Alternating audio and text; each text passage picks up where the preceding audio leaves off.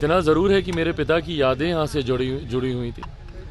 कोई मेरे मन में ये भावना नहीं थी कि मुझे वापस चाहिए। मैंने हमेशा माना है कि इंसान को सिर्फ अपने कर्म पे ध्यान देना चाहिए।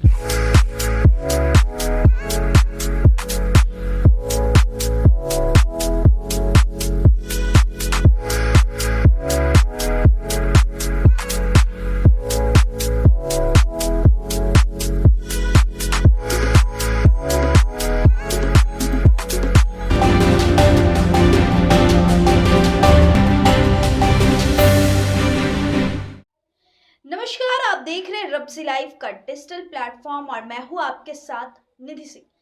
देखिए, चिराग पासवान एक बार फिर से अभी सुर्खियों में आ गए हैं। मामला यह है कि चिराग पासवान के चाचा पशुपति कुमार पारस की जो घर थी, आवास थी, उसे वापस से चिराग पासवान के हाथ में आ गई है। अब चिराग पासवान अपने वापस आवास में जाते हुए किस तरीके से देखिए जोरदार हमलावर होते हुए नजर आ रहे। काफी खुशी से उन्होंने अपने अब वापस आवास में एंट्री की है। पहले उनकी इस पूरी बयान को सुन लें। आज से 3 साल पहले वो पूरा घटना चक्र घटा। मुझे तो वो मौका भी नहीं मिला कि मैं आखिरी बार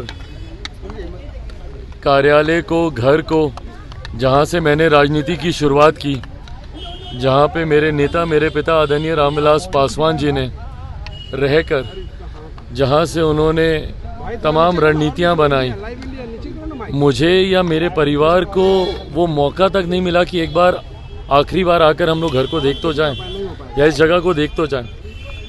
बहरहाल कोई शिकायत मुझे कभी किसी बात की नहीं रही। इतना ज़रूर है कि मेरे पिता की यादें यहाँ से जुड़ी हुई थी। कोई मेरे मन में ये भावना नहीं थी कि मुझे वापस चाहिए। मैंने हमेशा माना है कि इंसान को सिर्फ अपने कर्म पे ध्यान देना चाहिए।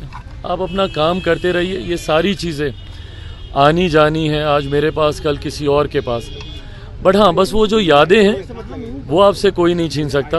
वो यादें कल भी थी, आज भी हैं, और मैं मानता हूँ कि मेरे पिता का आशीर्वाद हमेशा मेरे साथ है, जिसने मुझे हर परिस्थिति से लड़ने का, हर परिस्थितियों को पार करने का मौका दिया।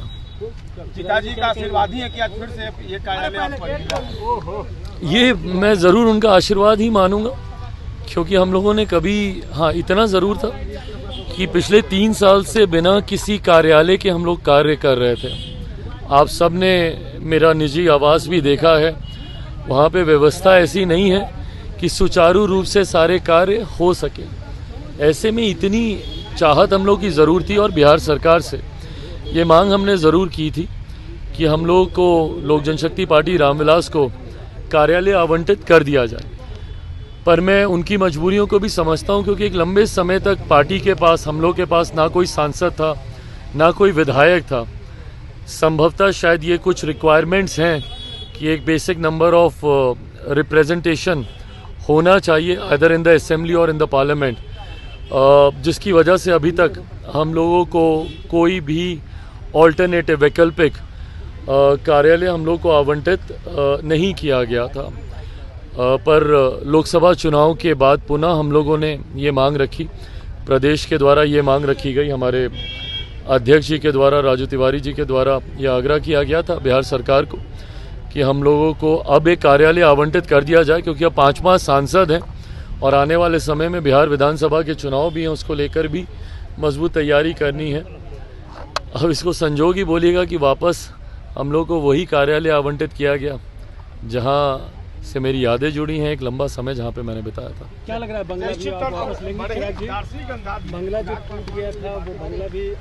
भाई, मैं किसी चीज़ को वापस लेने की मेरे अंदर कोई ना कोई जिद है, ना कोई मनसा है। मैंने बार बार कहा है, मेरे लिए, मैं ईमानदारी से बोलता हूँ, ये कोई उपलब्धि या कोई मेडल नहीं है जिसको मैं सीने पर लगा के घूमने वाला हूँ। मुझे एक कानूनी प्रक्रिया थी, जो यहाँ पर थे, कानूनी प्रक्रिया के तहत उनको खाली करना था, किसी और को मिलना था। संजोग की बात है कि मुझे मिल गया। मैं अभी तक कृष्णापुरी के अपने घर पे कार्यालय चलाकर काम कर रहा था, अब मैं यहाँ पे कर लूँगा। यहाँ पे सुविधा थोड़ी ज़्यादा हो जाएगी। आप सब भी जब वहाँ आते थे, ना बैठने की व्यवस्था थी, ना बातचीत करने की व्यवस्था थी।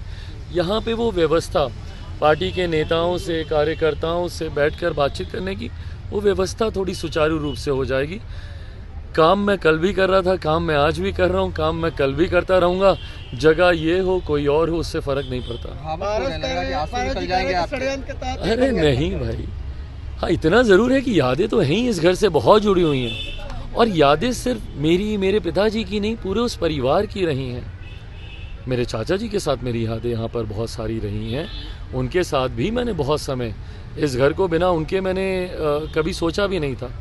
पर जो परिस्थितियाँ उन्हीं के द्वारा बना दी गई, अलग अलग समय में अलग अलग परिस्थितियाँ हम लोग के सामने आई हैं। मैंने कल भी उन परिस्थितियों का डट के सामना किया था, आज भी कर रहा हूँ, कल किसी नए स्वरूप में आएंगी वो भी करूँगा। चलिए अब आगे आप सुन रहे थे चिराग पासवान को, जिन्होंने सीधे तौर पे कहा कि यह बंगला हमारा था, यह आवास हमारा था, जो कि आज हमें हमारा धरोहर मिल गया है। कैसी लगी रिपोर्ट कमेंट सेक्शन में जरूर बताइएगा। और ऐसे देश दुनिया की तमाम खबरों के साथ देखते रहे रब्सी लाइव का डिजिटल प्लेटफॉर्म। मैं निधि सिंह, पटना। बहुत बहुत धन्यवाद।